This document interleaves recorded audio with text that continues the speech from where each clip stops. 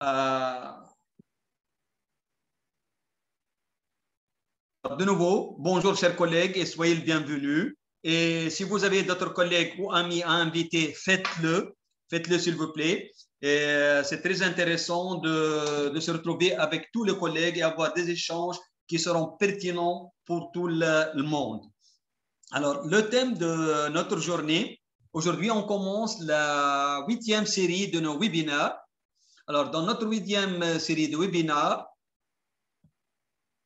il y a un ensemble de thèmes qui ont été proposés, mais suite à une discussion avec mon collègue Dr Valérie, et c'était en rapport avec la montée des cas dans la majorité des pays africains.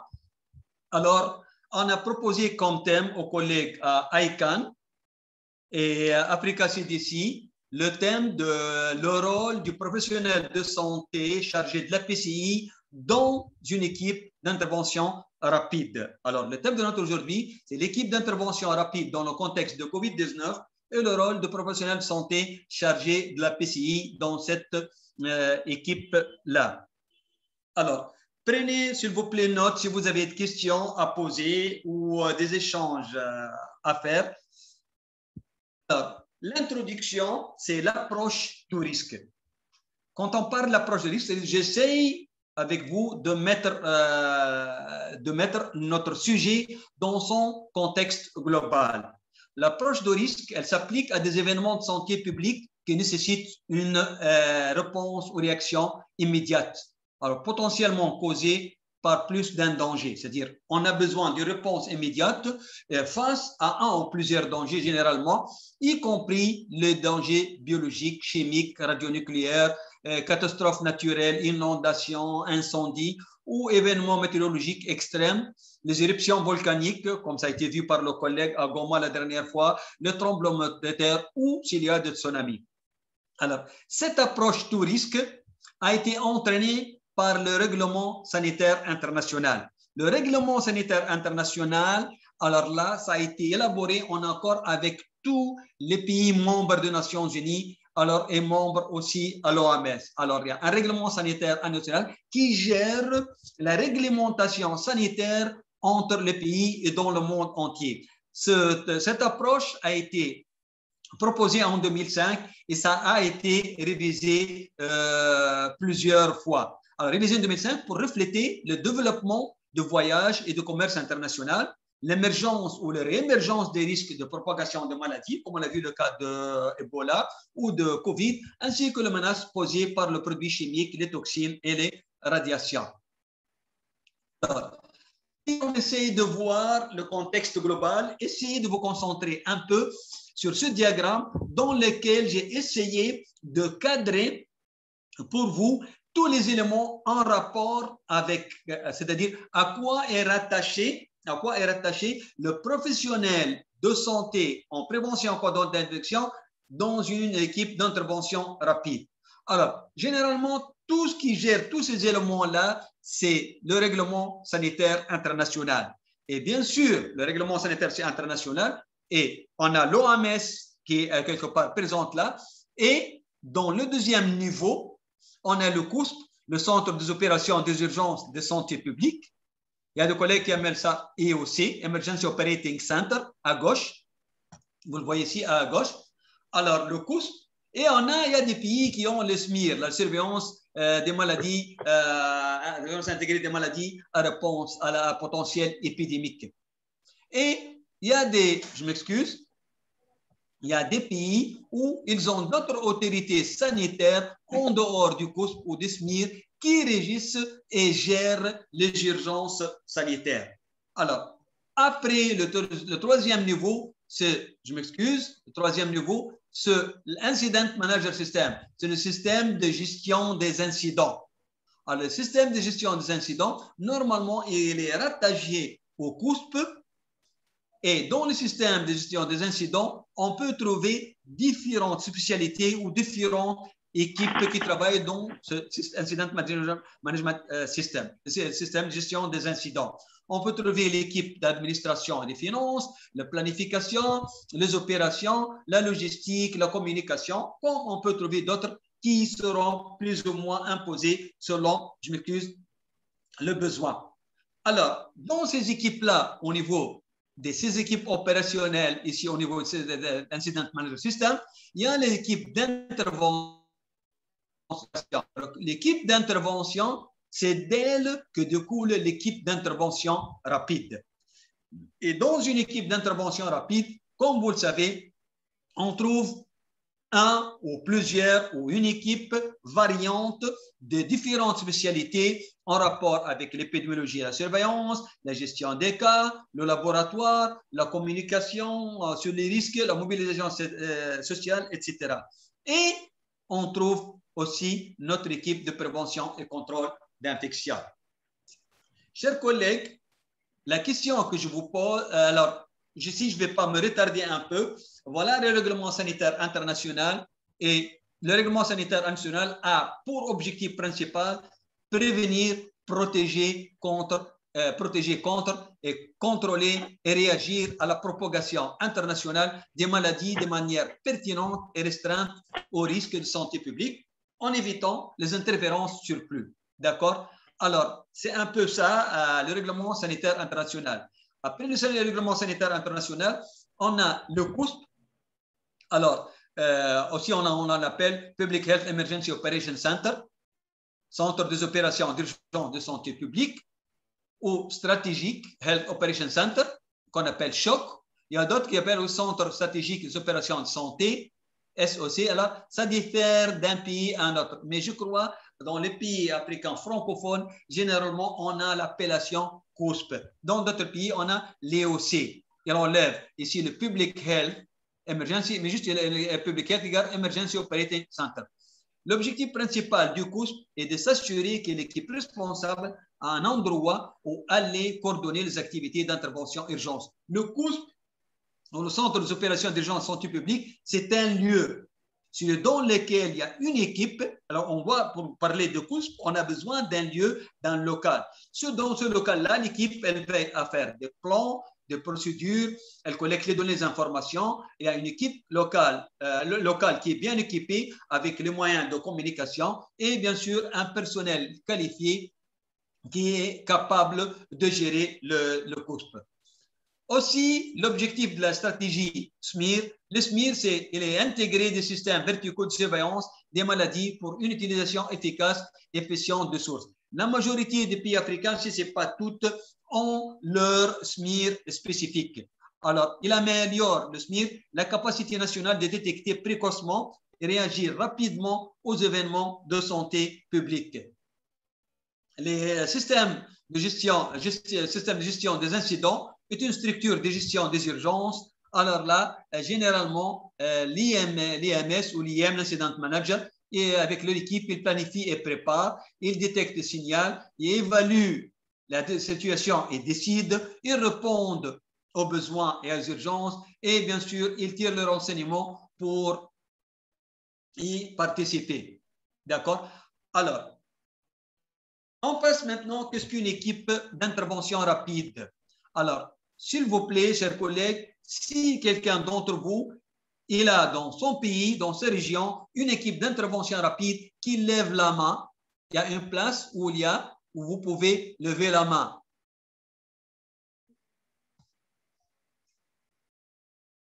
Il y a 11, 13, 15, 16, 17, 23, 26. Ça n'a pas encore augmenté. 28, 29,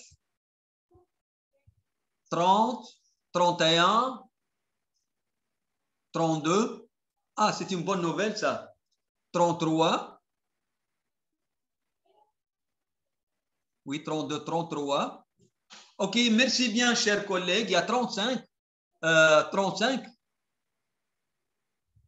Il y a ceux qui ont abaissé la main. Alors, merci. Alors, sur 71 participants de différents pays, il y a 35 collègues qui ont levé la main. Et presque 50% des collègues, je m'excuse,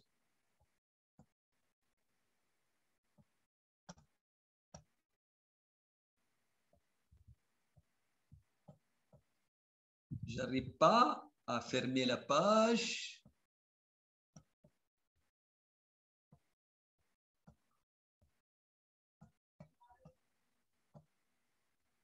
Oui, elle est là.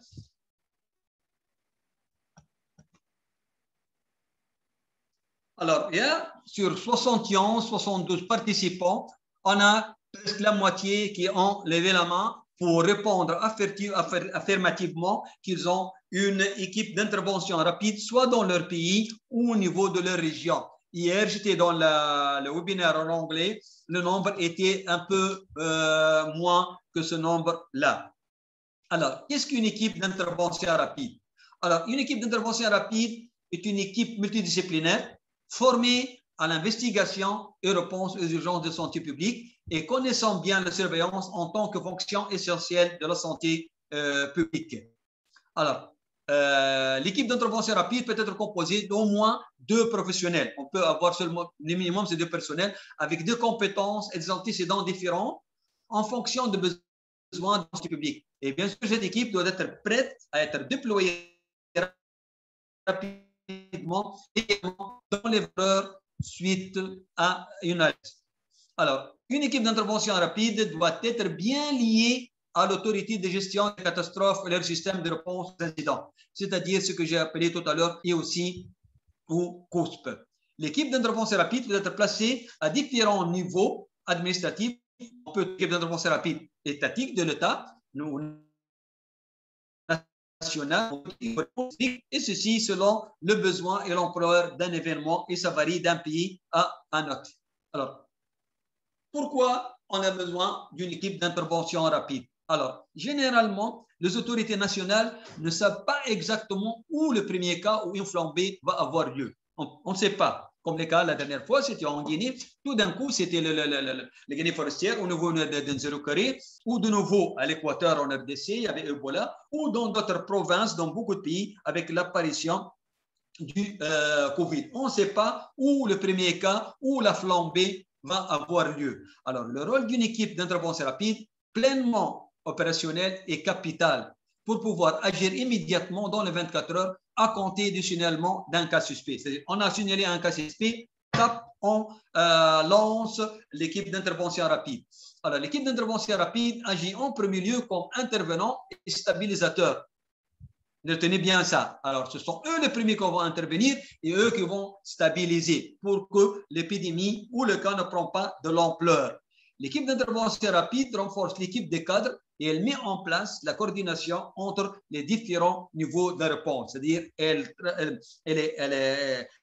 agit en tant qu'entité sur le terrain, mais aussi elle doit continuer à coordonner strictement avec les différents niveaux de réponse dans leur pays, c'est-à-dire le niveau national, le niveau régional, selon la hiérarchie qui a été planifiée.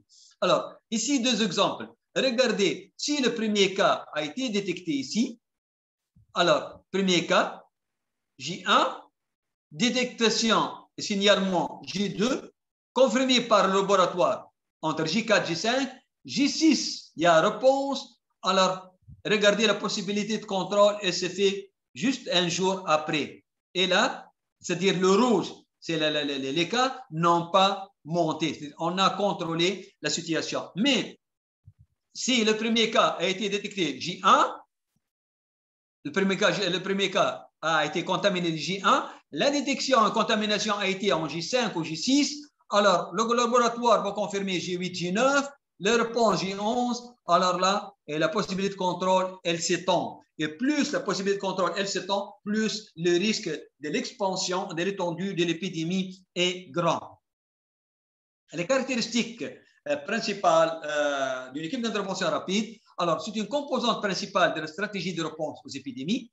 Elle fournit les supports nécessaires aux autorités sanitaires nationales, régionales et locales pour gérer les urgences sanitaires et appuyer le Public Health Operating Center, c'est-à-dire le COUSP. Elle comble les lacunes de la réponse. Elle est pluridisciplinaire. Elle doit être formée et équipée. On ne peut pas intégrer dans une équipe d'intervention rapide des personnels qui ne sont pas formés ou qui ne sont pas intégrés. Demain, équipés et formés. Deuxième, ils sont prêts à être déployés rapidement.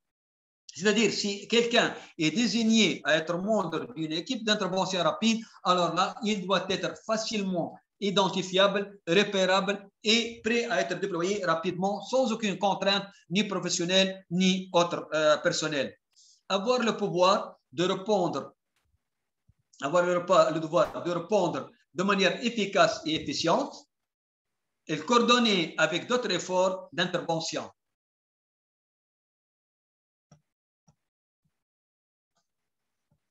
La composition. Alors, pour la composition, on ne va pas trop entrer dans les détails, mais vous pouvez revenir sur ce diapo et avoir les détails complets. Normalement, la composition générale d'une équipe d'intervention rapide suit les principes du système de gestion des incidents. Système de gestion des incidents, Incident Manager System. Si vous voyez ce qui est écrit en rouge, alors, toutes les expertises n'ont pas besoin d'être représentées dans une équipe d'intervention rapide.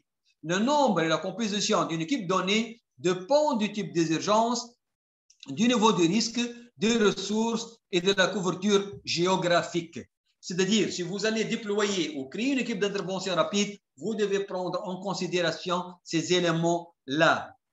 D'accord? C'est-à-dire le nombre et la composition, c'est-à-dire les disciplines d'une équipe d'intervention rapide, elle dépend quel type d'urgence on a, le niveau de risque, est-ce que c'est risque 1, 2, 3, 4, c'est-à-dire la classification du niveau de risque, les ressources qui sont disponibles et la couverture géographique que l'équipe, quand elle va être mobilisée, va assurer. Quelle région? Est-ce que c'est une province? Est-ce que c'est un district? Est-ce que vraiment juste une aire de santé, un quartier, une zone de santé? Alors, quelles sont, je m'excuse, les principales activités d'une équipe d'intervention rapide? Rapidement, elle enquête sur les alertes, les rumeurs et rapports des médias lors d'épidémies et d'autres urgences de santé publique. Elle fait des enquêtes sur les alertes et les rumeurs et les rapports là. Elle fait des rapports sur ce que les médias disent. Et on va voir ça parce que maintenant, les médias, vraiment, ils reprennent parfois des informations qui ne sont pas scientifiquement valides ou justifiées et ça prend de l'ampleur et les gens commencent à croire ça. Elle propose des stratégies et des méthodes appropriées pour l'investigation sur le terrain et des mesures de contrôle. Elle effectue des mesures de contrôle d'intervention. Elle organise des activités pour la communication du risque. Elle coordonne les activités de réponse en collaboration avec les autorités nationales et infranationales, la communauté et autres partenaires. Elle soutient la formation. Elle soutient la formation et les capacités, contribue à l'évaluation de la réponse, prépare des rapports des situations brèves et régulières et des rapports d'investigation détaillés. Alors, quelle est la place et le rôle du professionnel PCI dans l'équipe d'intervention rapide? Alors, qui d'entre vous, chers collègues, il a une expertise en PCI et il a participé comme professionnel en prévention contrôle d'infection dans une équipe d'intervention rapide, soit dans son pays, soit dans sa région, dans sa zone de santé. Celui qui a joué un rôle, alors il lève la main. Je veux voir combien de personnes ont levé la main. 15, 20, 22, 24, 23.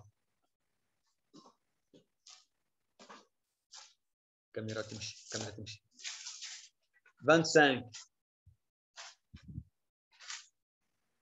Oui, il y a presque le quart qui ont participé. Merci bien pour avoir répondu. J'espère qu'après cette présentation, les collègues auront plus de chances de convaincre leur niveau régional, district ou national de l'importance d'avoir un professionnel PCI dans les équipes d'intervention rapide, voire de les convaincre d'avoir les équipes d'intervention rapide. Alors, on passe. Alors, l'objectif des interventions de professionnels prévention contrôle d'infection dans une équipe d'intervention rapide. Alors, bien sûr, le premier, c'est de préparation et réponse aux épidémies dans les établissements de santé. Alors, comme spécifique, réduire la transmission des infections associées aux soins ou infections nosocomiales. Et on a fait des présentations assez intéressantes la dernière fois sur les infections associées aux soins. Deuxième sous-objectif spécifique, améliorer la sécurité du personnel, des patients et des visiteurs, améliorer la capacité de l'établissement de santé pour répondre à une épidémie, bien sûr pour abaisser ou réduire le risque que l'établissement de santé amplifie l'épidémie. C'est-à-dire, si on n'a pas vraiment des interventions PCI spécifiques dans les formations sanitaires, alors ça risque que la formation sanitaire elle-même qui va amplifier l'épidémie. C'est-à-dire à partir d'elle qu'on va avoir d'autres cas. Alors, les avantages. Retenez bien ces trois grands avantages. Alors, la mise en œuvre de ces mesures de prévention contre l'infection, ça me protège moi-même comme professionnel de santé, ça protège mes patients, ça protège ma famille, ma communauté et l'environnement dans lequel je travaille, que ce soit l'environnement physique ou l'autre environnement, en dehors l'environnement physique de la formation sanitaire ou en dehors de la formation sanitaire. Alors, quel rôle le professionnel de la santé, le professionnel PCI de l'équipe d'intervention rapide dans le FOSA? Alors, retenez bien, on va parler du rôle de professionnel PCI de l'équipe d'intervention rapide dans le FOSA et ensuite, on va voir dans la communauté. D'accord? Alors, si vous voyez le schéma à droite, c'est ce que j'ai dit là. Si dans les FOSA, on ne fait pas ces interventions pas là et on n'a pas un professionnel PCI, alors le FOSA risque d'amplifier le nombre de cas et l'épidémie. Alors, le rôle consiste à quoi? Alors, quand une équipe d'intervention rapide va faire une intervention dans une zone de santé ou dans une région, alors bien sûr, elle va aussi visiter les structures sanitaires ou les FOSA, les formations sanitaires. J'espère que ce terme FOSA est clair pour tout le monde, c'est-à-dire les formations sanitaires. C'est-à-dire ça inclut tout établissement de santé, que ce soit un centre de santé, un poste de santé, un dispensaire, un hôpital. Et toute catégorie inclue, que ce soit privé, public, confessionnel ou des ONG. Alors, le rôle ici, c'est de prévenir et ou contrôler la transmission de l'infection dans le FOSA durant une épidémie par la rupture de la chaîne d'infection. La chaîne d'infection qu'on a vu avec l'agent causal, le port de sortie, le mode de contamination, le port d'entrée, le germe en cause.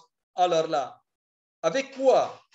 Qu'est-ce qu'on va faire comme activité pour prévenir ou contrôler la transmission de l'infection dans le FOSA durant une épidémie? Retenez bien ces éléments, s'il vous plaît. L'équipe d'intervention rapide va agir lors d'une épidémie ou d'une urgence sanitaire. C'est-à-dire, on a la PCI classique du quotidien que le professionnel de santé doit observer et on a une PCI ici spécifique au sein d'une équipe d'intervention rapide. Ici, les interventions de professionnels de santé, c'est pour consolider, renforcer ce qui est déjà censé être présent dans le système sanitaire. Alors, intervention 1, ils doivent réaliser une évaluation rapide spécifique PCI, c'est-à-dire une évaluation rapide. Ce n'est pas une évaluation standard, c'est-à-dire ce n'est pas l'outil IPCAS. On va voir ici l'outil qu'on va utiliser. Alors, l'évaluation rapide spécifique PCI, il va assurer la formation, et on va revenir à la formation. Il va implémenter et partager les outils, guides, techniques, affiches, SOP de PCI qui sont disponibles.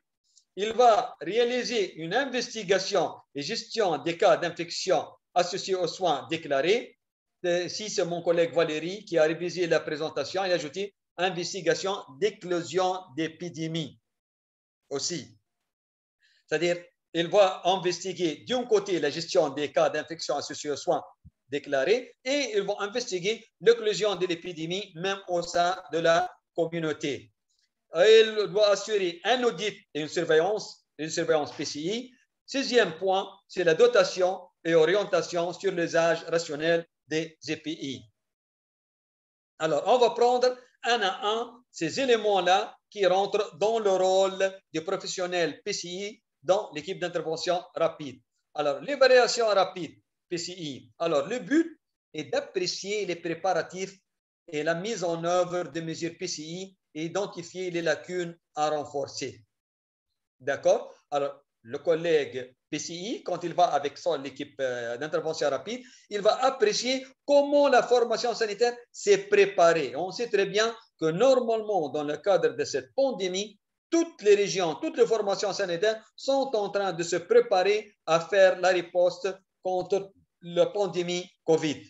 Et aussi, en plus, l'appréciation des préparatifs, ici les préparatifs par rapport aux mesures de prévention contrôle d'infection et aussi la mise en œuvre de ces mesures-là. Parce que ces mesures-là, normalement, sont censées être mises en œuvre tout le temps. C'est tout le temps, on doit trouver ces mesures de PCI observées et mises en œuvre. Troisième élément dans le but, c'est identifier les lacunes à renforcer s'il y en a des lacunes.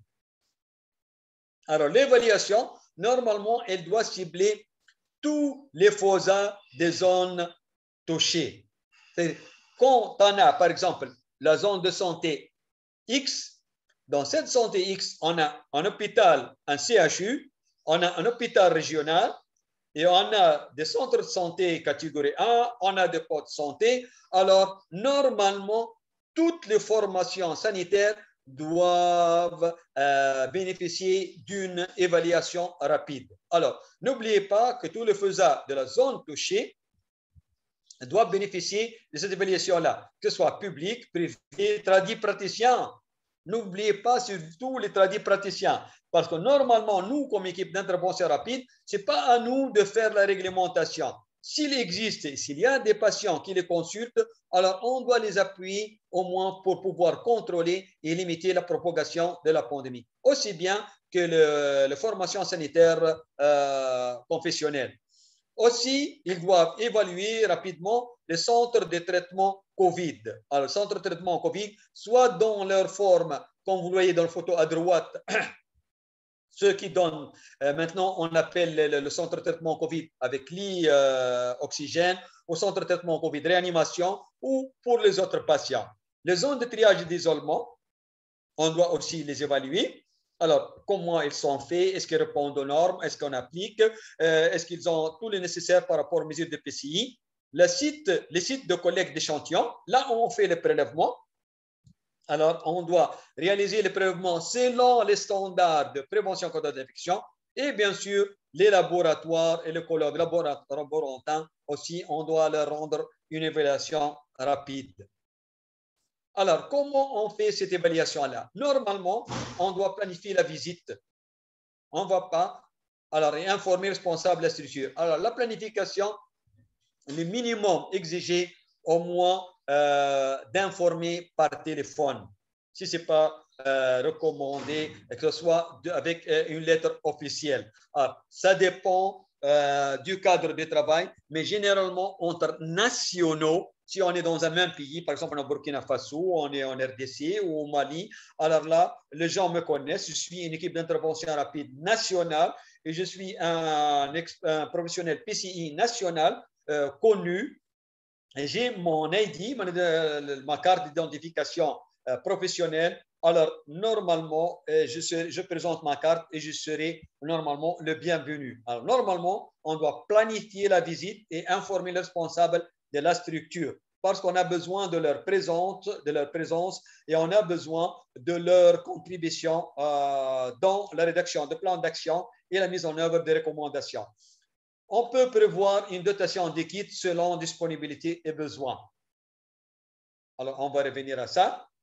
On va les informer sur le but, pourquoi on est venu, et les moyens et méthodes qu'on va utiliser et quels sont les résultats attendus. D'accord? Alors, s'il vous plaît, il faut les informer, mais comme équipe d'intervention rapide, même les changements, on ne peut pas apporter des changements radicaux. Nous, on essaie de les appuyer dans les limites du possible et de proposer des solutions adaptées. Alors, faites les investigations des cas de l'infection associée aux soins, infection nosocomiale, avec l'épidémiologiste de l'équipe d'intervention rapide. analyser ensemble, c'est-à-dire ensemble avec le professionnel de la structure sanitaire, les résultats et proposer un plan d'action avec des recommandations claires et simples. C'est-à-dire, si dans une formation sanitaire, on a quelqu'un qui est chargé de la PCI, obligatoirement, il doit être présent lors de l'évaluation. Bien sûr, avec le responsable de la structure sanitaire ou le chef de service ou le surveillant de service, alors là, et les professionnels qui sont disponibles. Bien sûr, n'oubliez pas que vous êtes dans l'obligation de procéder immédiatement aux interventions urgentes nécessaires. Si vous observez vraiment la nécessité d'intervenir urgemment, il faut le faire et ne pas la journée ou le planifier. Par exemple, une pratique à risque, alors il faut passer à l'action. Que ce soit une pratique à risque lors des soins ou la gestion des déchets ou dans le parcours des patients ou dans le triage ou autre, alors il faut passer directement. Donnez le matériel à doter et partagez les affiches SOP si besoin est disponible.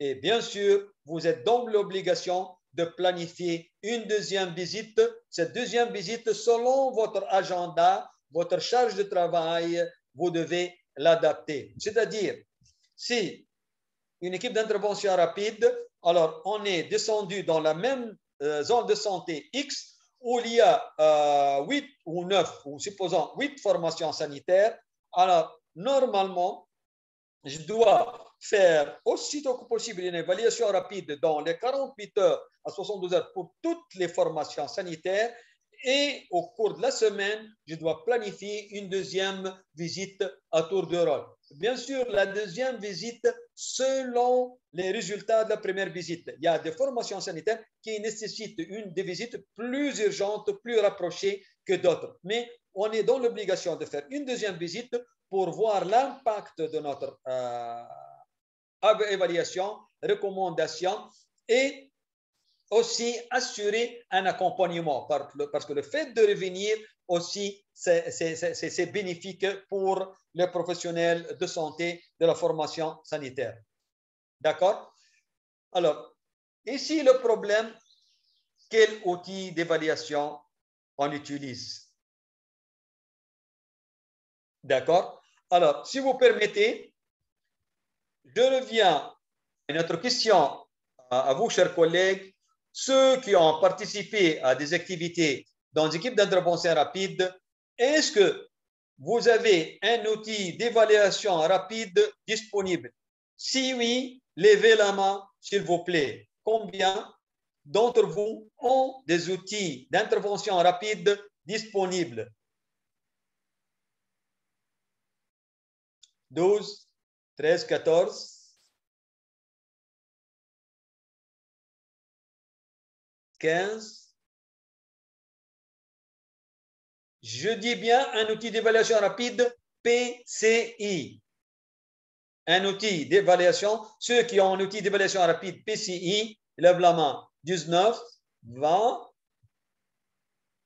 21,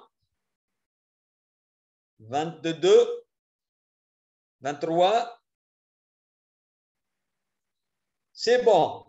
S'il vous plaît, pour ceux qui ont levé la main, c'est 25 maintenant, abaissez la main, s'il vous plaît. Abaissez la main dans l'icône. Merci, merci, merci.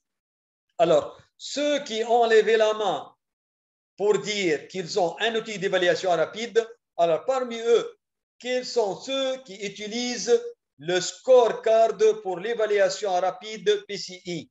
Ceux qui utilisent le scorecard pour l'évaluation rapide PCI, lèvent la main. Le scorecard pour l'évaluation PCI. 23, 24, 25. C'est presque le même nombre. C'est-à-dire, je vois bien que notre outil PCI scorecard est utilisé. Il y a même 27, 26. Hein. Merci bien. Merci bien. Abaissez vos mains, s'il vous plaît. Merci. Alors, merci vraiment pour votre participation active. Alors, si on revient à l'outil d'évaluation rapide. Alors, bien que ici sur 85 participants, il y a 25 qui ont confirmé qui ont confirmé la disponibilité d'outils d'évaluation rapide et qui ont confirmé l'utilisation de scorecard.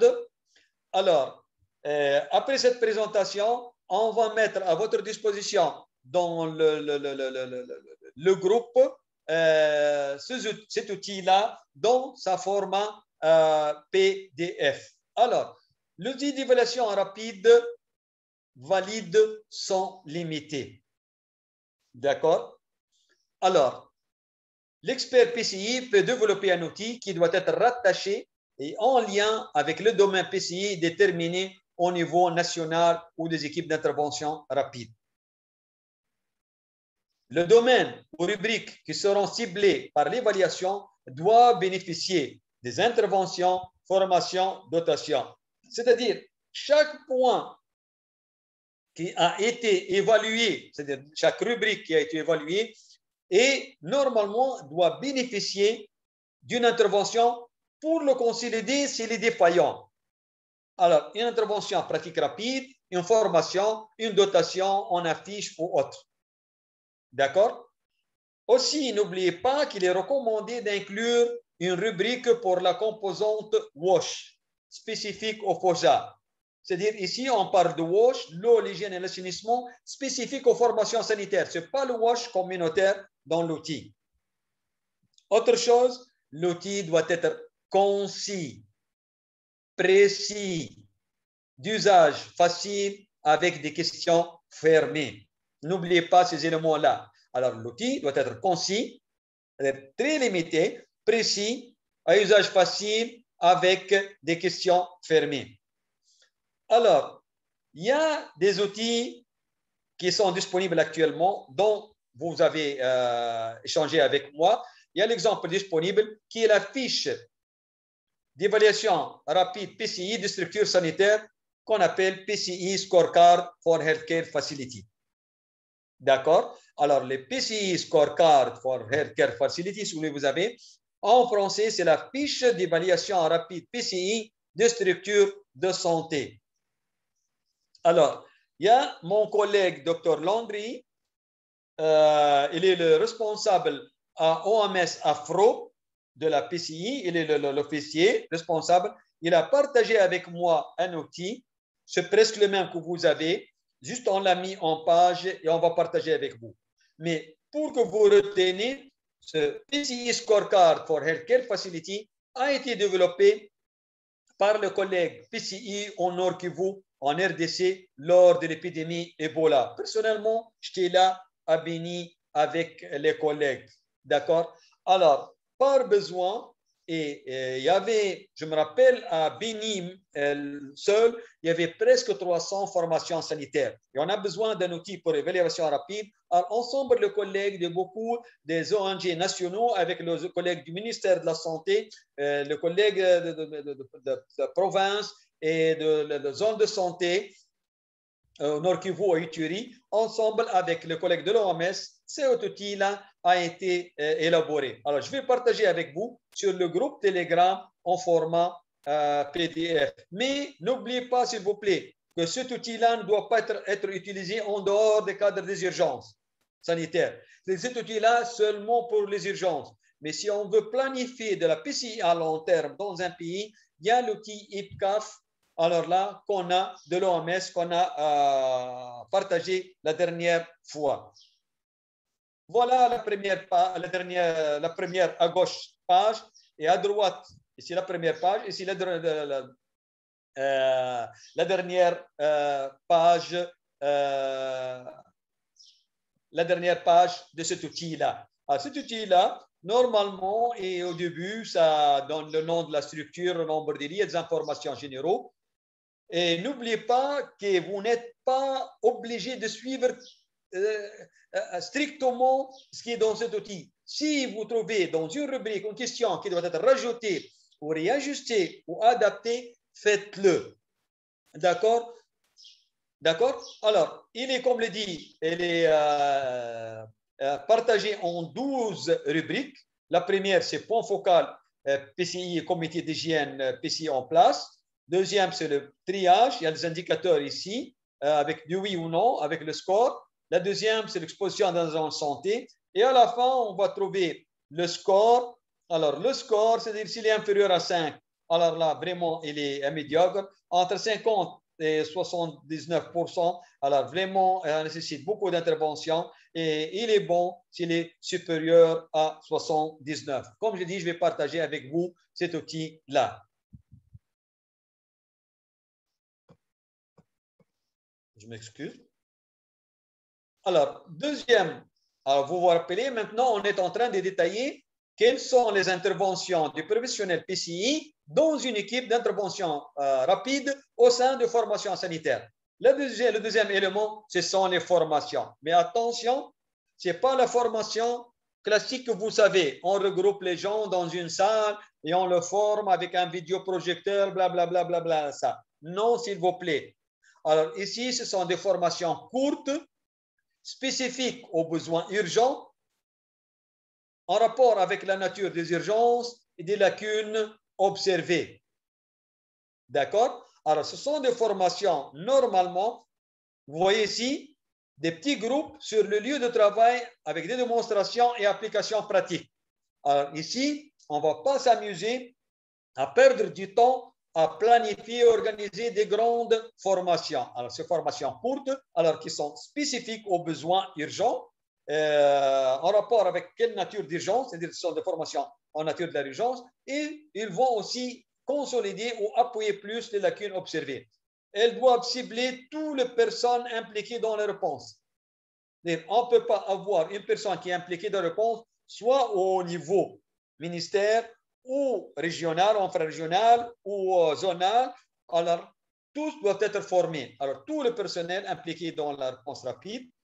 Elle doit aussi toucher les professionnels de santé soignants et non soignants. S'il vous plaît, bien sûr, il faut changer un peu les thèmes et les cadres, mais il faut avoir une formation pour le personnel de santé, les soignants, ceux qui pratiquent le soin, les médecins, les infirmiers, les sages-femmes, et ceux qui sont en contact direct avec les patients, et le non-soignant, le personnel d'entretien, l'administratif et autres personnels là, qui travaillent au sein d'un hôpital.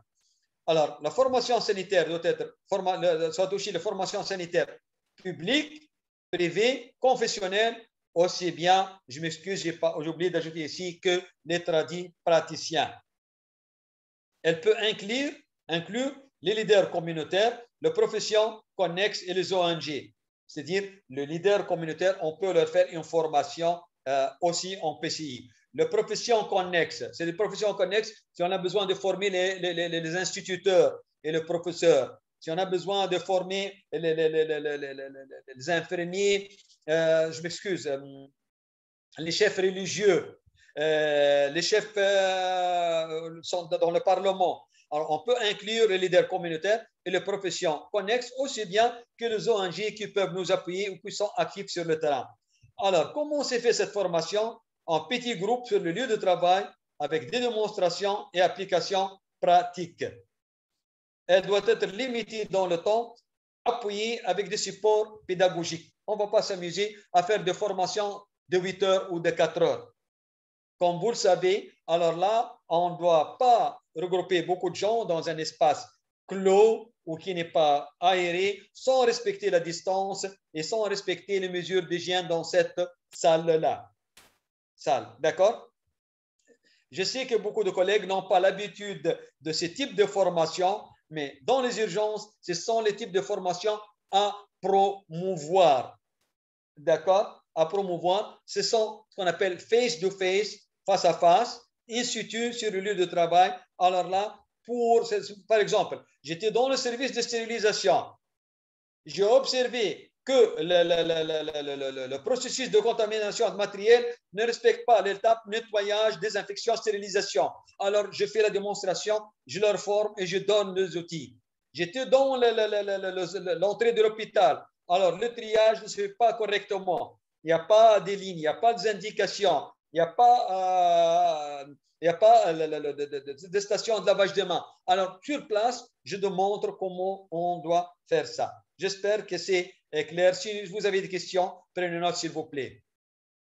Troisième point, Alors, comme je l'ai parlé au début, c'est l'implémentation et le partage des outils, les guides techniques, les affiches, les SOP, PCI.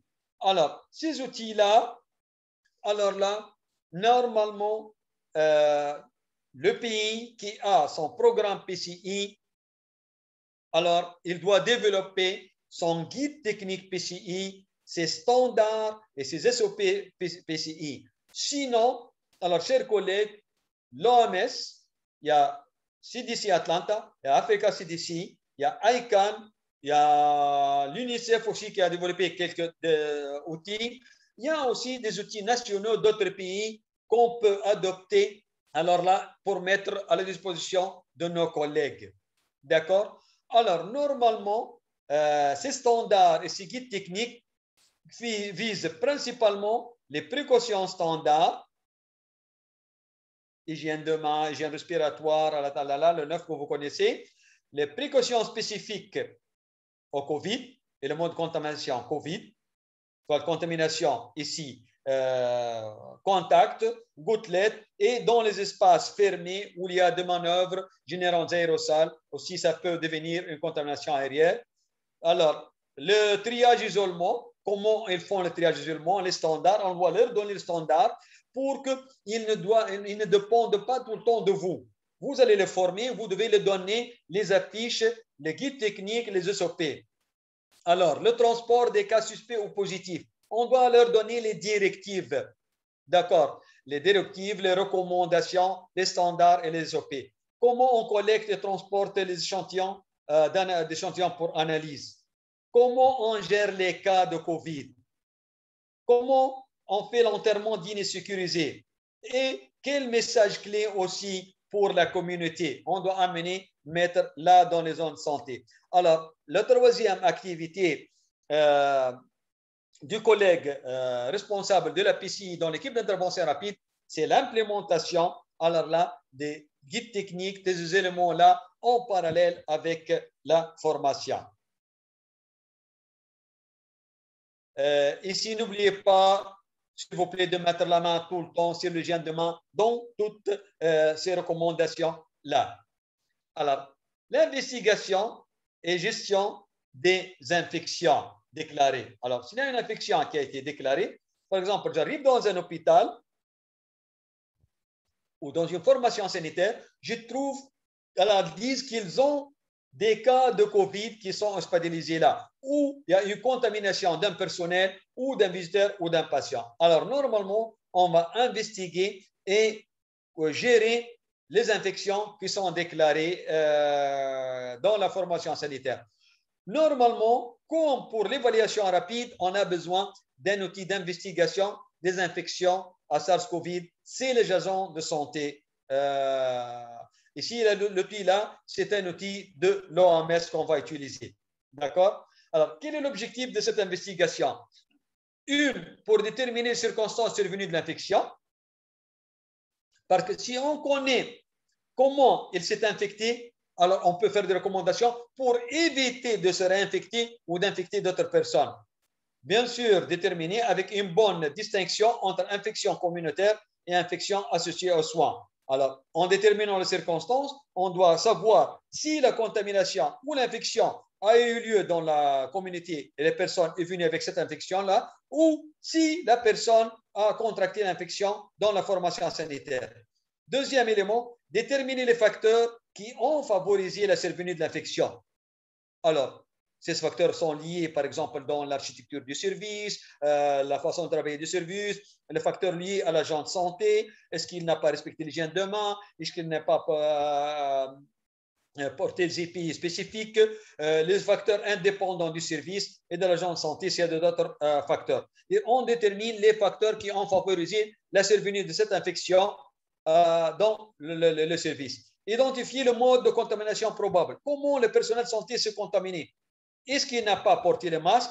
Est-ce qu'il n'a pas lavé les mains? Est-ce qu'il a touché fréquemment ou ajusté son masque sans se désinfecter les mains? Est-ce qu'il a resté dans un espace clos en faisant des soins générant des aérosols? Il n'a pas porté un masque FFP2 N95. D'accord? Bien sûr, après avoir déterminé ces facteurs-là, identifié le mode de contamination, on recommande de prendre les mesures préventives adaptées basées sur les résultats d'investigation. Au début, moi, j'ai fait l'investigation, j'ai connu alors les circonstances et les facteurs favorisants et le mode de contamination. Alors, on prend les mesures préventives adaptées. On renseigne la surveillance épidémiologique pour des mesures de santé publique à plus grande échelle. Et on surveille l'effet engendré par les différents types de vaccins. Si on a des gens qui ont été vaccinés, alors ils ont développé des réactions plus ou moins importantes aussi. On doit surveiller aussi, dans le cadre de l'investigation, ces réactions-là. Alors, voilà un diagramme qui peut vous faciliter la tâche. Il m'a été partagé par Dr Valérie. Je vous ai dit que Dr Valérie, c'est mon collègue. Il est actuellement en Afrique du Sud. Mais malheureusement, il aurait dû être avec nous. Mais actuellement, il voyage. Il vient juste de prendre l'avion, il voyage. Alors, en discutant, il a proposé ce diagramme d'investigation s'il y a éclosion d'épidémie. Alors, ce diagramme-là, alors là, il nous oriente sur le même pathogène. Alors ici, vous voyez le homo, même pathogène cultivé sur 2 ou plus de patients, ou pathogène rare cultivé sur un seul patient. C'est-à-dire, si chez un patient, on a identifié un pathogène quelconque, comme le cas ici de Covid ou d'Ebola. Alors, si la source est inconnue, alors, exemple, résultat de culture de sang, alors l'identification, comment elle s'est faite, et l'analyse des dominateurs, comment elle se passe. Si la source est inconnue, par exemple, suite à une aspiration, alors on a fait l'investigation, l'équipement qui a été utilisé, le protocole, le stock qui a été utilisé, la technique qui a été mise en œuvre. Cinquième activité, octroyée aux professionnels PCI dans l'équipe d'intervention rapide, c'est l'audit, le suivi. Alors, c'est l'audit, suivi et surveillance. Alors, l'audit, suivi et surveillance, normalement, quand on fait le plan d'action, la planification de nos activités, suite à l'évaluation, alors là, et à notre plan de travail, on peut aussi avoir en parallèle dans notre plan d'action, on élabore des indicateurs de suivi, soit de résultats ou d'activités. Alors, on élabore un petit outil, cet outil-là dans lequel on a une grille avec des indicateurs de suivi. On peut l'élaborer nous-mêmes pour surtout surveiller la mise en œuvre des interventions PSI planifiées. On mesure la conformité par rapport aux recommandations SOP standard. Alors, ici, on surveille est-ce que la mise en œuvre de mesure PCI planifiée a été faite et est-ce que les recommandations, est-ce que les interventions se font conformément aux recommandations SOP au standard et on supervise les opérations. Bien sûr, ceci pour identifier les failles ou les défis à temps. Ces indicateurs-là, résultats ou activités, vont nous aider à observer ou identifier les failles et les défis à temps. Parce que si on ne les observe pas à temps, on risque vraiment d'avoir l'épidémie qui s'amplifie et s'étend. Alors, normalement, audit de suivi et l'analyse de l'existant sont des propositions d'amélioration avec des évolutions et ajustements des indicateurs qu'on a élaborés au début. Je reprends. Normalement, cet outil-là, vous le faites vous-même par rapport à votre plan d'activité ou les résultats que vous attendez par rapport aux interventions que vous avez planifiées. S'il vous plaît, un des éléments défaillants qu'on a observé chez nos collègues PCI, c'est qu'ils ne travaillent pas sur des dénominateurs. S'il vous plaît, écoutez-moi bien. Par exemple, je suis censé de faire des interventions PCI dans une zone de santé X. Alors, dès le début, je dois connaître cette zone de santé physiquement, les limites. Alors, la population, les quartiers, les hôpitaux, le nombre de personnel, le nombre de lits. Alors là, si je n'ai pas de dénominateur, alors là, je ne peux pas faire le suivi de mes indicateurs et je ne peux pas faire mes rapports. Je ne peux pas écrire un rapport ou un audit dans lequel j'ai dit j'ai formé des professionnels de santé dans les FOSA ou j'ai doté 3 FOSA. Alors, il faut dire ces FOSA-là, quel dénominateur, qu'est-ce que vous avez donné et vous devez donner tous les dénominateurs, soit le nombre total de FOSA. Par exemple, j'ai sur une région, j'ai 50 FOSA, combien de FOSA j'ai évalué et combien de FOSA dans lesquels j'ai investigué, combien de FOSA j'ai formé. Et ensuite, je prends par FOSA quels sont le nombre de personnels que j'ai formés et par service dans lesquels j'ai fait des interventions.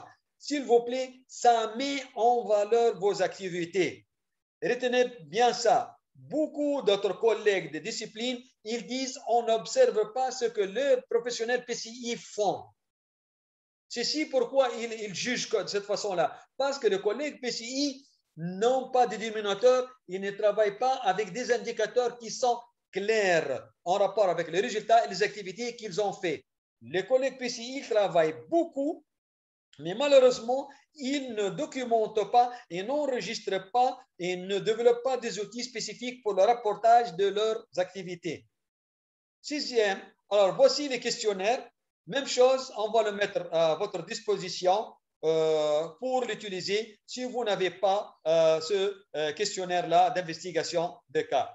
Sixième activité, dotation et orientation sur l'usage rationnel des EPI. Malheureusement, j'ai de mauvaises expériences dans la dotation et je me rappelle, j'étais dans beaucoup de pays. Je me rappelle, à titre d'exemple maintenant dans ma tête, j'arrive à Béni, j'oublie exactement la formation sanitaire. Alors, en arrivant pour faire la dotation, je trouve une autre voiture d'un autre ONG qui vient juste de finir la décharge. Ils ont donné de doter. J'arrive devant le dépôt, je trouve une autre voiture aussi qui est en train de faire des décharges. Alors, malheureusement, les dotations doivent être bien organisées pour toucher la totalité selon le besoin. Pour ne pas arriver à un point, alors on n'a plus de stock et on a sur le nombre total de FOSA seulement 20 ou 30% qui ont été dotés. Il faut bien gérer votre stock, l'équipe d'intervention rapide, et les doter selon le besoin. D'accord? Alors, normalement, la dotation et l'orientation, n'oubliez pas la deuxième partie, c'est l'orientation sur l'usage rationnel des EPI. Il faut bien appuyer sur l'usage rationnel des équipements de protection individuelle. Alors, cette activité, elle s'est faite en collaboration avec la logistique, l'équipe d'intervention rapide, et suite à l'évaluation de besoins. On ne donne pas systématiquement, on évalue le besoin. Les dotations en EPI, équipements, matériels consommables, selon le besoin, la taille de FOSA aussi et le stock disponible. Je ne peux pas donner la même quantité, la même nature pour un hôpital et pour un centre de santé ou poste de santé. On doit faire obligatoirement des recommandations sur l'usage approprié et rationnel de dotation. Et aussi, puisqu'on planifie une deuxième visite, troisième visite, on doit faire le suivi de l'usage du stock de FOSA. D'accord? Pour savoir il n'y aura pas de rupture et à quelle fréquence on doit approvisionner le FOSA. Alors, on a fini avec les activités des professionnels PCI de l'équipe d'intervention rapide. D'accord? Elles étaient au nombre de 6 activités. Maintenant, on passe à celle rôle de professionnel PCI dans l'équipe d'intervention rapide dans la communauté. Alors, chers collègues, on a un rôle important à jouer dans la communauté avec toutes les équipes d'intervention, toutes les équipes dans l'équipe d'intervention rapide et en collaboration avec les partenaires impliqués dans la communauté, que ce soit des ONG internationaux ou les ONG nationaux ou régionaux ou locaux. Alors, le but, c'est quoi? C'est prévenir ou contrôler la transmission d'infections dans la communauté durant une épidémie par la rupture de la chaîne d'infection en collaboration avec les secteurs cibles. Et on va voir lequel secteur cible. Le secteur cible, par exemple, j'y parle, par exemple, ici, le lieu de formation. C'est-à-dire le responsable de la formation dans la région et aussi les instituteurs et le professeur. D'accord? Alors, dans les casernes, avec les militaires et les infirmiers qui sont là, dans le milieu carcéral, c'est-à-dire en collaboration avec le secteur cible. Le collègue de communication doit être avec nous aussi et les autres membres de l'équipe d'intervention rapide. Ces interventions, elles ciblent le point d'entrée, que ce soit terrestre, maritime ou aérien, et on doit installer les mesures de prévention, de contrôle d'infection appropriées. Et n'oubliez pas aussi de leur donner des SOP ou des standards ou des affiches spécifiques. N'oubliez pas le moyen de transport public. Alors, les taxis, les motos ou le bus aussi doivent bénéficier de notre appui par rapport à l'aération, par rapport à la désinfection et les techniques de désinfection, par rapport au nombre et par rapport à la désinfection de main avant d'entrer dans le bus. D'accord? N'oubliez pas le milieu carcéral. Alors, le milieu carcéral, comme les casernes, alors le lieu, ils ont besoin aussi d'une approche. Pour les lieux de culte, vous êtes obligés d'approcher les religieux, soit les prêtres ou les imams ou les autorités religieuses de la région et de discuter avec eux. Le premier point, c'est surtout l'aération de lieu. Deuxième point, c'est l'hygiène. Troisième point, c'est que l'hygiène et les infections de main. Troisième point, c'est de limiter le temps de prière. Il faut que les prières soient courtes, soit le dimanche, le vendredi ou autre moment, soit de courte durée, en respectant la distanciation sociale, l'hygiène de main et l'aération. Et bien sûr, toute personne qui doit accéder à un lieu public est dans l'obligation, en plus de l'hygiène de main, de porter un masque correctement qui couvre du nez au menton, soit le masque en tissu disponible ou le masque chirurgical. Il y a des collègues, je m'excuse, sont en train de lever les mains, je vais revenir à eux. J'espère que ces éléments sont clairs. Alors les visites, pour je m'excuse, le lieu, la communauté, ce sont des visites. On fait des visites, on fait l'éducation, on donne du matériel et on fait des rappels sur l'hygiène de main, l'hygiène respiratoire, quand on tousse, qu'est-ce qu'on fait, quand on éternue, comment on porte le masque, à quelle fréquence on change le masque, comment laver le masque, comment sécher le masque, la distanciation sociale. Et si vous voyez que dans la communauté, alors j'ai mis ici 2 mètres pour que ça permettra le passage d'autres individus. Aération de locaux, s'il vous plaît, l'aération doit se faire aussi fréquemment que possible, indépendamment des conditions climatiques chaudes ou froides. Il faut qu'il y ait un changement d'air à des fréquences régulières. Limiter le temps de contact, promouvoir la vaccination. N'oubliez pas de promouvoir la vaccination, s'il vous plaît. Et s'il est possible, bien sûr, privilégier le travail à distance. Alors, j'ai fini ma présentation, mais juste, j'ai mis à la fin des rappels des activités et mesures PCI à mettre en œuvre qui sont importants. Je ne vais pas les détailler, juste je vais vous rappeler. En premier lieu, n'oubliez pas l'importance capitale de précautions standards. S'il vous plaît, les précautions PCI de base ou l'évaluation basée sur l'évaluation des risques sont très importants. Deuxième point, après les précautions standards, ce sont les précautions spécifiques en plus de précautions standards. C'est-à-dire, on applique les précautions standards et on agit les spécifiques, surtout pour les précautions contact, gouttelettes, air. On a fait beaucoup de présentations sur ça et on va revenir peut-être. Alors, l'hygiène de main est un élément primordial qu'il ne faut jamais oublier là où vous partez, où vous prenez, vous intervenez. Alors, l'hygiène respiratoire, l'étiquette, tout, vous le savez très bien. les principes d'utilisation des EPI. On a parlé plusieurs fois de ces éléments-là, juste à titre de rappel, qui doivent être disponibles alors, selon le risque de bonne taille. Alors, les principes d'utilisation des EPI, le triage, identification de cas et l'isolement. Il y a eu beaucoup de présentations, mais ici sont des éléments de rappel auprès desquels vous pouvez revenir. Nettoyage des infections de l'environnement selon le protocole et recommandations.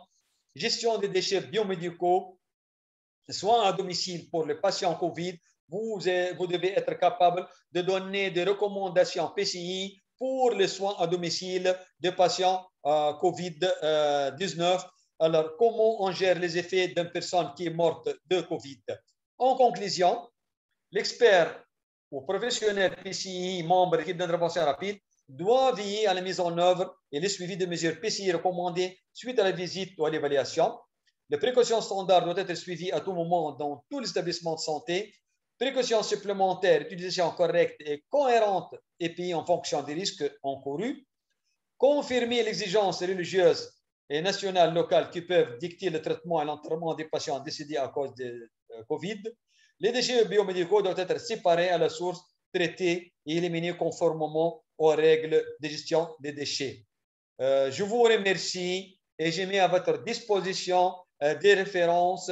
Et si vous avez besoin de plus d'informations, même en dehors de cette présentation-là, vous pouvez poser vos questions sur la plateforme Signal et on pourra vous répondre. Je vous remercie. Je reviens à mon collègue Dr Amadou. Est-ce que Dr Amadou, il n'est pas là? Dr Amadou. Alors, je vois qu'il y a 17 questions. Je ne vois pas de questions.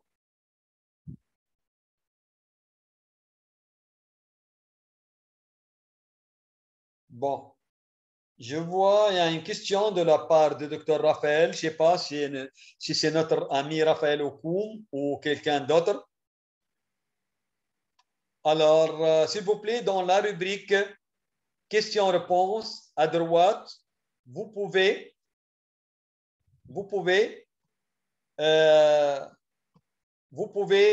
partager vos questions. D'accord? Alors, la question de notre collègue Raphaël du RDC. Première question, l'importance de l'outil sur l'évaluation des risques des prestataires, parce que le professeur n'a évoqué qu'un seul outil sur les investigations approfondies. Alors, l'importance de l'outil sur l'évaluation des risques des prestataires. Je termine avec la deuxième question. Ne faut-il pas aussi mettre en place des stratégies pour aider les structures sanitaires à une autonomie dans l'acquisition d'intrants PCI après le mode urgence? Si oui, que faire? Alors, merci bien, Dr Raphaël, pour votre question. Alors, oui, l'outil d'évaluation des risques prestataires, il est important. Elle est important, mais comme je l'ai dit, il y a des outils qui sont disponibles et cet outil-là, il est important aussi pour l'évaluation des risques.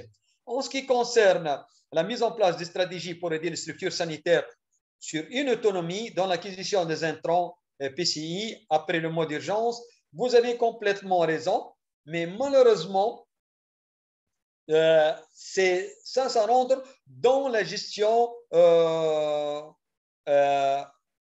intra-pays. Chaque pays est autonome et il a sa propre stratégie pour octroyer une certaine autonomie pour l'acquisition des intrants PCI. Normalement, chaque formation sanitaire a des lignes budgétaires spécifiques pour l'achat de consommables et des intrants PCI. Normalement, ça se résout au niveau des formations sanitaires, comme au niveau régional, comme au niveau national, avec la création de lignes budgétaires spécifiques à ça. Et avec des accords avec des bailleurs ou des ONG qui peuvent les appuyer dans l'acquisition des intrants. Ah, Docteur Valérie, elle est là, mais je n'arrive pas à vous ajouter aux panélistes.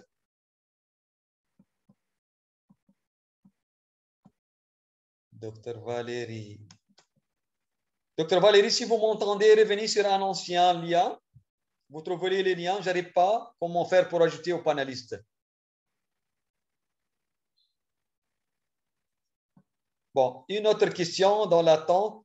Quelle est la superficie recommandée pour mettre en place un site d'isolement en milieu rural et urbain? C'est notre collègue Gédéon. Bon.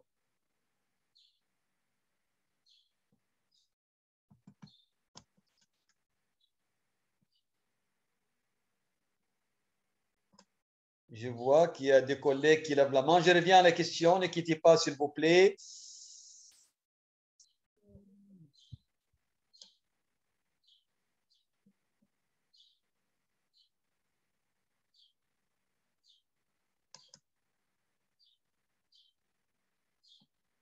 Bon, je reviens à la question.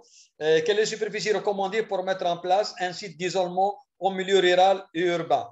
Alors, bien sûr, la superficie recommandée, elle varie selon la capacité d'accueil planifiée. Si je suis dans une zone rurale, alors là, par exemple, la chance d'avoir une zone d'isolement, et ici, quand on dit d'isolement, c'est transitoire. C'est transitoire. Avec le Covid, maintenant, on est en train de réaliser ou de mettre en place des services COVID. Alors, les services COVID, normalement, dans lesquels le nombre varie selon la superficie qui est disponible. Mais dans un local dédié, soit pour isoler ou pour hospitaliser, alors là, on doit respecter la distanciation au moins d'1 mètre entre chaque lit, au moins, je dis bien au moins 1 mètre, 1 mètre et demi entre chaque lit. Et aussi, dans cette superficie-là, on doit prendre en considération l'aération avec 2 fenêtres et pour assurer le changement d'air. J'espère que c'est clair. Alors, la superficie recommandée, il n'y a pas une superficie recommandée, mais elle est variable selon le nombre de lits que vous avez la capacité de mettre en œuvre. Bon, merci, Dr. Lies. Je ne peux pas répondre à vos messages. Je vous remercie pour vos compliments. Il y a Dr. Arnold Mataboru. Je ne vois pas une partie consacrée à la communication des risques et aussi l'outil d'évaluation de la communication au niveau communautaire. Oui, Dr. Arnold, si j'ai dit que l'équipe d'intervention rapide, elle travaille ensemble. Et dans le rôle de professionnel PCI au niveau de la communauté, j'ai dit qu'il va réaliser des interventions en parallèle, bien sûr, avec le collègue de communication des risques. C'est-à-dire, ensemble, ils vont élaborer les messages et partager ça. L'outil d'évaluation de la communication des risques au niveau communautaire, franchement, je n'ai pas cet outil-là. Mais rappelez-moi sur le groupe Signal, si on a, je vais partager avec vous. Alors, je reviens à notre collègue Gédéon. Il pose une autre question. Un souhait, prière de partager la maquette pouvant servir de mettre en place un centre de traitement COVID et site d'isolement. D'accord, docteur.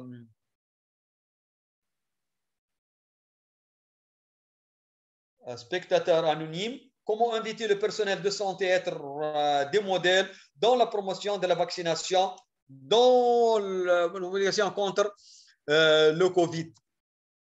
Oui, cher ami, c'est pas facile. C'est pas facile. Et personnellement, j'ai fait la vaccination, la première et la deuxième. Malheureusement, sur sur les médias, surtout si on voit le Facebook ou Twitter, alors malheureusement, il y a beaucoup de mésinformations, il y a beaucoup de messages négatifs qui s'amplifient et qui sont partagés. Et malheureusement, ces messages, comme je vois des messages avec la clé, avec le bras du monsieur qui est monté et avec vraiment beaucoup de messages négatifs, ça n'aide pas. Mais si on parle scientifiquement, alors là, normalement, pour convaincre les gens, il faut justifier, il faut donner les preuves et il faut vraiment mettre à la disposition des collègues les informations scientifiques pour qu'ils soient convaincus. On ne peut pas obliger les gens à se vacciner ou forcer les gens à se vacciner ou le convaincre avec des justifications qui ne sont pas scientifiques ou ne sont pas vraies. Michel Nagou, il me demande quand désinfecter la chambre d'un cas positif de COVID-19. Alors, normalement, la désinfection se fait sur les surfaces. On ne pulvérise pas. La pulvérisation n'est pas recommandée et n'a pas prouvé des résultats. Au contraire, elle est néfaste et peut aussi contribuer à beaucoup d'effets secondaires. Alors, la désinfection se fait avec un désinfectant pour les surfaces qui sont fréquemment touchées, soit par le patient, par les infirmiers ou par le visiteur.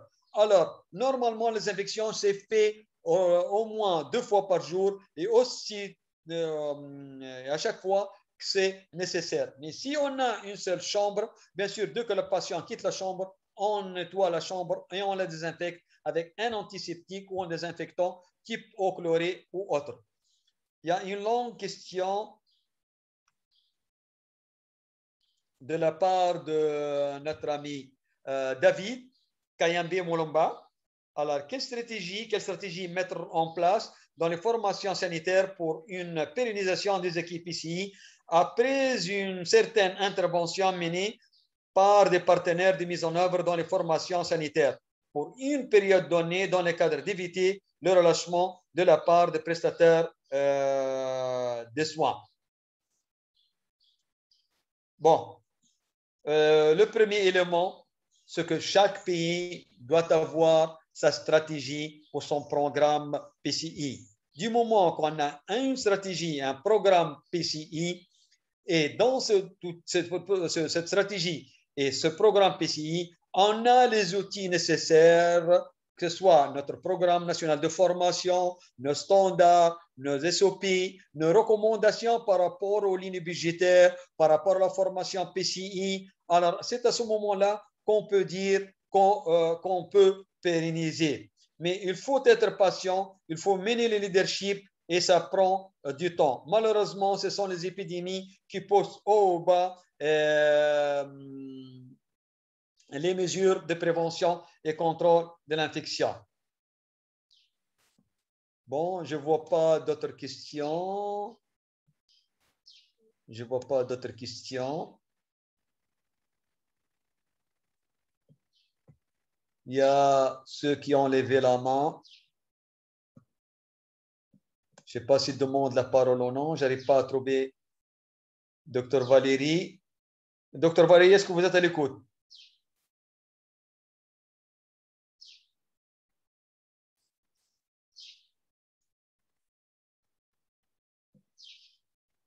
Bon, il y a Lassana Bamba qui demande la parole. À vous, Lassana.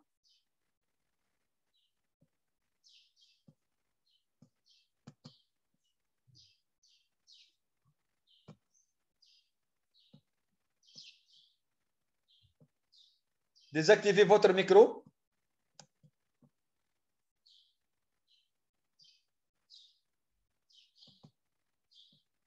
Lassana, désactivez votre micro. À vous la parole.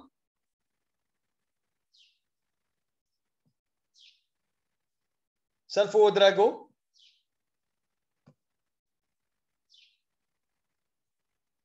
Salvo Drago, à vous la parole si vous voulez parler.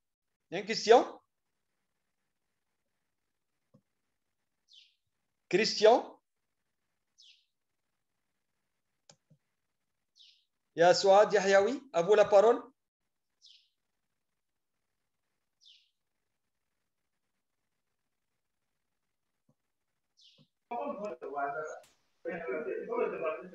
Souad Yahyaoui.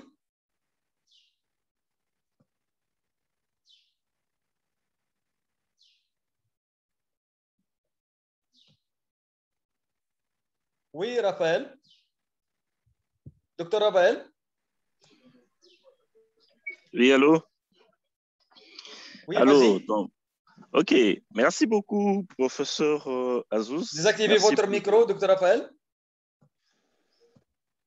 Oui, le micro est activé. Vous m'entendez? Allô?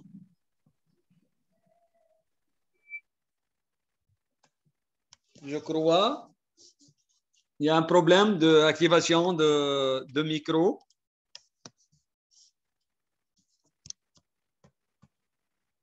Je suis désolé, je n'arrive pas à réactiver vos micros. Un moment, s'il vous plaît.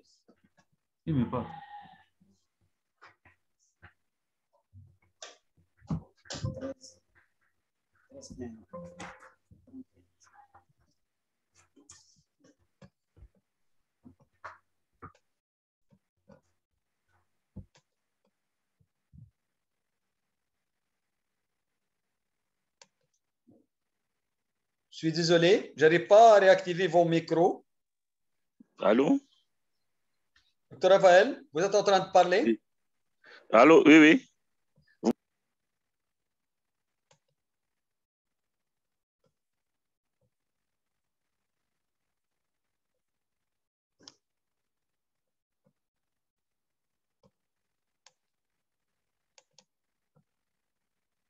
Je suis désolé, le temps est presque fini. Je n'arrive pas à réactiver vos... Oui, Souad, s'il vous plaît. Yahyaoui. Vous m'entendez? J'ai un problème de micro. Allô, vous m'entendez? Je suis désolé, est-ce que vous pouvez écrire? D'accord, je vais écrire. Docteur Yahyaoui, Souad, est-ce que vous pouvez écrire? Oui, je vais écrire. J'ai un problème de micro, je À pense. réactiver votre micro. J'ai réactivé mon Oui, micro. docteur Roman, je n'arrive pas à réactiver votre micro.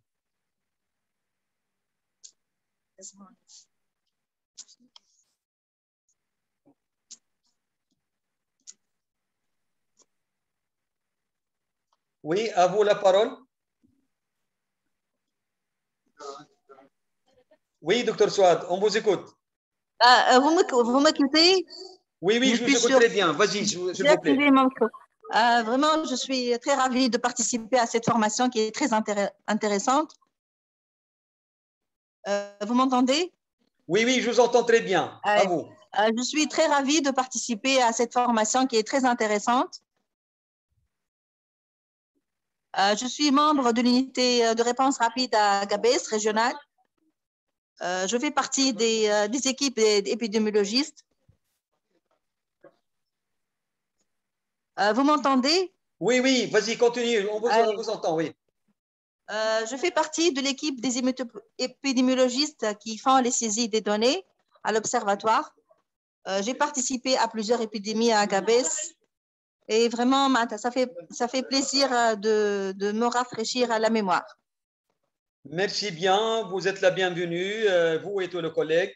Malheureusement, dans vos équipes, je n'ai pas vu des experts en prévention contrôle d'infection, comme le cas. J'espère que vous pouvez trouver des collègues qui participent à ces séries de webinaires organisées par l'OMS, CDC Atlanta et Africa CDC. Vraiment, ça peut appuyer la dimension prévention contrôle d'infection, que ce soit au niveau des établissements de santé ou dans la communauté. Je vous remercie. Je vais inviter le sous-directeur de l'hygiène. Son rôle est très important dans le contrôle infection. Donc, il peut participer. Il a raté cette séance. Il peut participer dans les autres séances. Oui, bien sûr, bien sûr. Vous êtes les bienvenus. D'accord.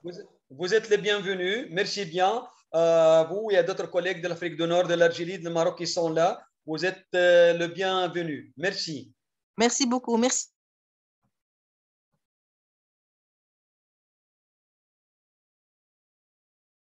Bon, chers collègues, notre webinaire a pris fin il y a presque 7 minutes.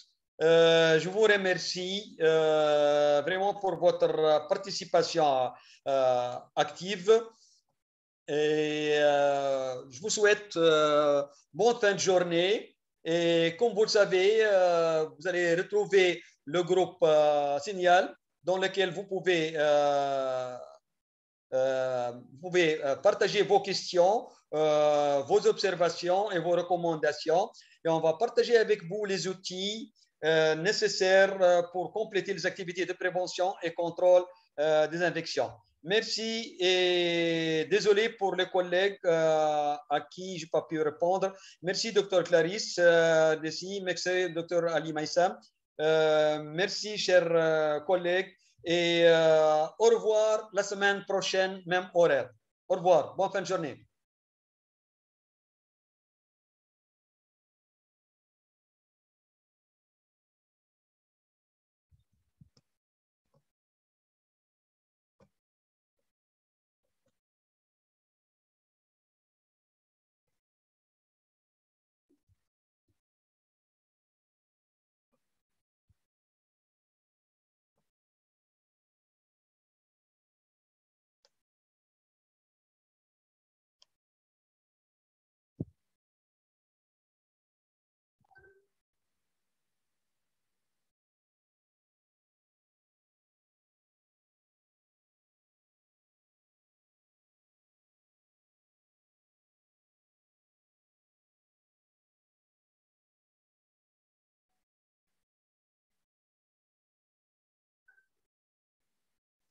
Oui, Raph.